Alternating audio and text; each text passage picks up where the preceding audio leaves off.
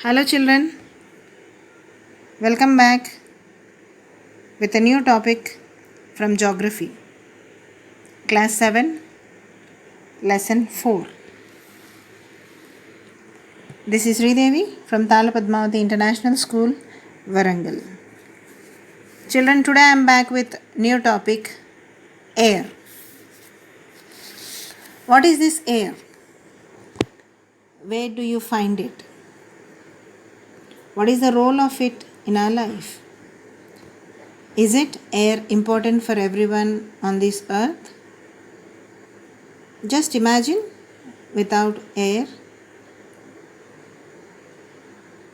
Can we live without air? Yes, it is impossible to exist our life without air. Air can also be called as atmosphere, which is surrounded all around the earth. The entire air around this planet is called as atmosphere. So today, welcome to new topic, air. Let us go deep into the topic and know more about this lesson. Air consists of many gases which is required for us to breathe. Not only human, even all living organisms need air for their existence. So, atmosphere plays a vital role in everyone's life. Without it, we are no way can exist on this earth. Now let's go into the topic greenhouse. Carbon dioxide release in the air or the atmosphere creates a greenhouse effect by trapping the heat radiated by the earth. This is called as greenhouse gas, and without it the earth would have been too cool to live in. So, what is the composition of the atmosphere the air consists of? It is of many gases like nitrogen, oxygen, argon, carbon dioxide, and many dust particles. The maximum which is present in the air is nitrogen. It is around 78%, which is mixed up with the atmosphere. So most of the atmosphere is with the presence of nitrogen, which is the most important gas for plants to grow. But at the same time, plants cannot take the nitrogen directly. It is the soil which absorbs the nitrogen and converts, and from soil it is taken by the plants. Now coming to the oxygen, as we all know, oxygen is very important for every human life to survive. We breathe in oxygen, then it is of around 21% in the air. Then carbon dioxide is used by all the plants in the process of photosynthesis. They take carbon dioxide and release oxygen, and we have many other gases also which are very less in presence in the atmosphere. So this is the combination of atmosphere or the air. Now let us go into the structure of atmosphere. How is the structure of atmosphere present all around the earth? From the earth till how many kilometers we have the atmosphere? So now let us know how many layers of the atmosphere is divided. It is of 5 layers. First layer is the troposphere, second is the stratosphere, third is the mesosphere, fourth is the thermosphere, and the last is the exosphere. These are the 5 layers of the earth in the form of atmosphere. Now let us know about first layer, the troposphere. It is extended from the uppermost layer of the earth, that is from 0 kilometers to 13 kilometers from the earth. The entire rainfall, precipitation, fog, snow, hail is formed in this layer. This would be the very important layer for mankind. The second layer is the stratosphere. It extends from 13 kilometers to 50 kilometers above the troposphere. And do you know, children, the ozone layer is present in this stratosphere, the second layer above the troposphere. And all the aeroplanes travel on this layer only.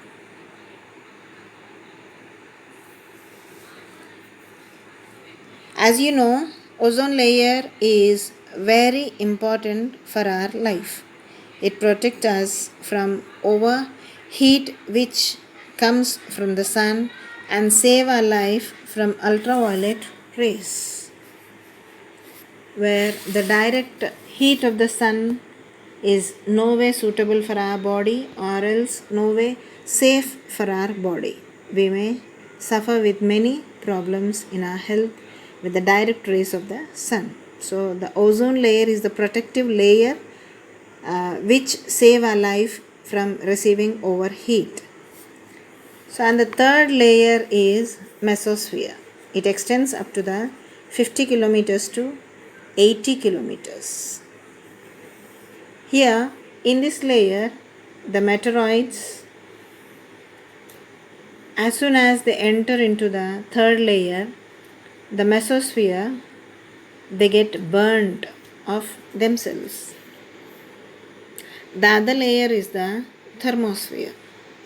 This is the layer above the mesosphere, which extends from 80 kilometers to 400 kilometers. It consists of radioactive elements or the radio waves which can be transmitted from this layer only. So due to this layer only, we are able to know the updates about anything on the earth. Either it may be the weather report, maybe the satellite information, much more is possible through this layer. Now the last layer, that is the exosphere.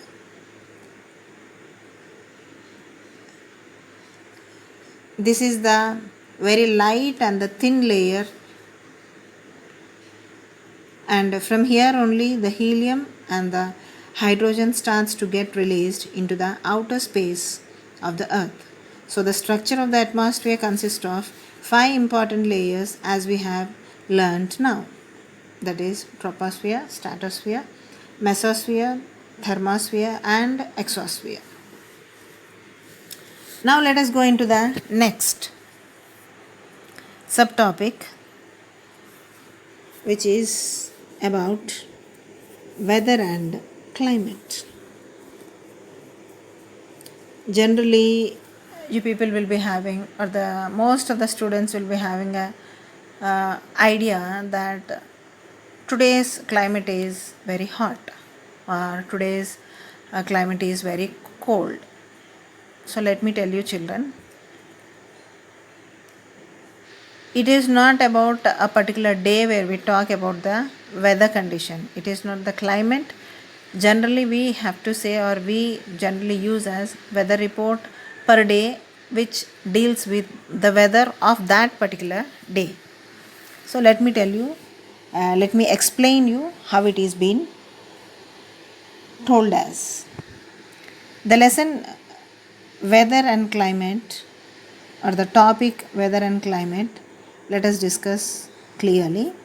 The weather is the atmospheric condition of a place for a very short period of time. That can be from 6 hours to 24 hours. So weather can be determined in a particular way, to say for a short period of time. I mean, like it can be confined for a day's weather condition. Like we can get an exact information about weather within the 6 hours or 24 hours, where there would be a change in the atmospheric condition. Or of course it may be for even 48 hours. So it would be like 1 or 2 days difference between the weather, where exactly to say weather is a day report, weather is a day condition, day atmospheric condition, either it may be 6 hours, 24 hours, or maybe some cases 48 hours. So weather is a condition of a place or the state of the atmosphere, either it may be cold or hot, or even it can be rainy, it can be windy or even sunny. All these conditions come from the explanation of the word called weather, but the same type of condition is present for over 3 months, for 6 months, then we call it as climate. So here when weather goes with a change of per day information or 2 days information, but some cases where we get long run information, like where the season changes for a long period of time, like for 3 months or 6 months, such type of long report of information based on atmospheric condition is called as climate. So generally climate never changes, weather changes for every hour to hour, or even 6 hours or 24 hours, as I told you now. Climate is the weather condition of a place for a long period of time, or the state or for the state of atmosphere for a very long period of time, that is called as climate. So weather is for short period of time, for hours, whereas climate is for a long period of time in months. Now let's know about what this temperature is. How is it connected with the concept of air, weather and climate? Yes. So these are all the instruments which are used to find out the weather conditions, like wind vane or even the rain gauge. Children, even you can prepare it as a project work at home, seeing such type of instruments which can be used about the find out the weather report. This would be your project work. Today is a example. Let me tell you the example in case of weather and climate. Today, of course, let me tell you, if today is a hot sunny day or a rainy day or a windy day, generally we discuss such related to weather reports. So when this weather is described of an area or a place, we also mention the temperature of that place, what is hot or what is the degree of that temperature. If it is cold, we say how much is the temperature. So here the relative coldness or the hotness of the place is expressed in degrees or Celsius, is known as the temperature, where thermometer is a very good instrument. At the same moment, you can see barometer also, where thermometer is used to find out the body temperature. Yes. So the temperature vary again with the sun rays. That is, the sun rays falls directly on the earth. The sun's rays coming from the sun to the earth is called as incoming solar radiation. And the radiation or the sun rays received by the planet earth is called as insolation. The insolation is very high near the equatorial part as we move from the equator towards the poles. The temperature reduces gradually because the sun rays have to travel long distance to reach the regions from the equator towards the poles. At the equator, they fall directly on the land, but as we move towards the poles, there is a lot of atmosphere present and there would be lot of disturbance for the sun rays, so they get distracted and they get diverted, and the intensity of the heatness of the sun's rays also gets reduced as they move towards the poles. That's where the temperature vary from the equatorial region to the tropical or the tropical region. So now let's go with the air pressure. Air pressure is defined as the pressure exerted by the weight of air on the earth's surface. Then how can we know this? If the air is expressing or exerting some amount of pressure on the earth's surface, Why are we not feeling this? Why the humans don't feel this air pressure at any time? Because the pressure is exerted equally from all directions on the human body. The human body reflects it with counter pressure, so we don't feel at all such type of, because the same pressure is released from all sides, so you don't feel at all sensation of movement of air. And the air pressure varies from high pressure to low pressure. The areas which are extremely hot will have very low pressure. The areas with which are cold will have very high pressure. So now the air always moves from high pressure areas to low pressure areas. If you look at the major pressure belts of the world, there are the polar regions where we find the major high pressure belts, and the subpolar regions there is very low pressure. So the winds travel from high pressure polar region to subtropical or subpolar region to low pressure winds. In the similar way, near the equator we have low pressure just from the regions away from the equator. There are subtemperate regions. We have high pressure winds that goes towards the equator in the southern hemisphere. They go upwards as well in the northern hemisphere. They go towards the southwards. Like this, everywhere the wind always travels from high pressure areas to the low pressure areas. At the same moment,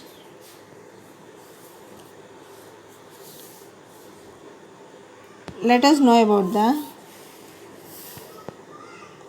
rain or moisture or presence of water vapor in the air, which leads to moisture, and presence of this moisture is based on different variations that in a day at any given time at any given place, which is varied with the pressure and moisture, is called as humidity of that place. So the humidity results to get evaporated. So the water, when gets heated up, it gets evaporated. Once it gets evaporated, water gets transformed into water vapor. These water vapor moves towards the clouds, and when they reach the clouds, the temperature is reduced, because as we move above the land, the temperature falls down. That is, nearly 165 meters above from the land, 1 degree temperature falls down. So here, as the water vapor is going downwards, the temperature is reduced, and these are the names of the small tiny droplets of water which the water vapor gets transformed into water.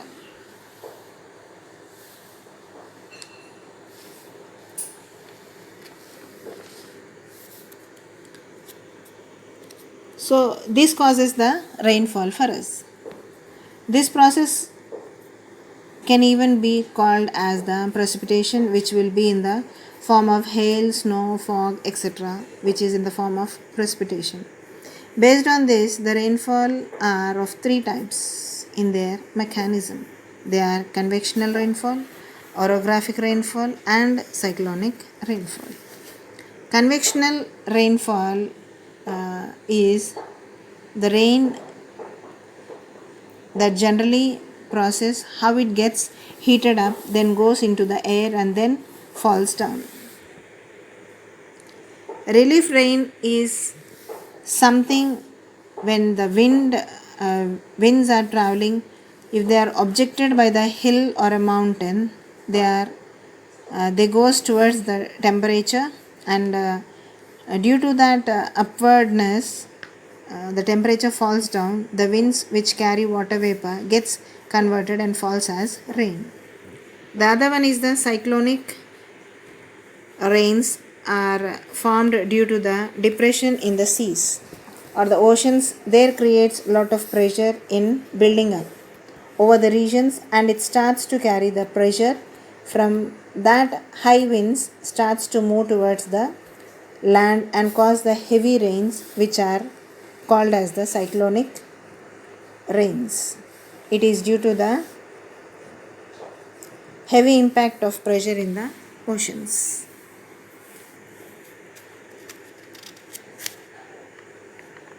What are these orographic rainfall? Orographic rainfall is a type of rainfall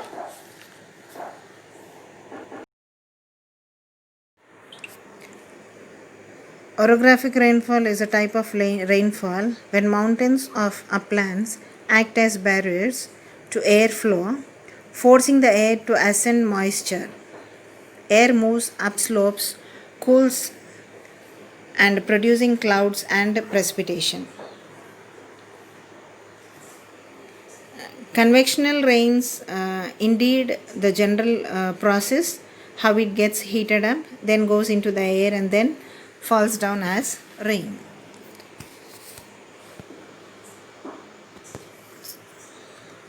So, this is the topic about air, children. I hope you understood. Thank you.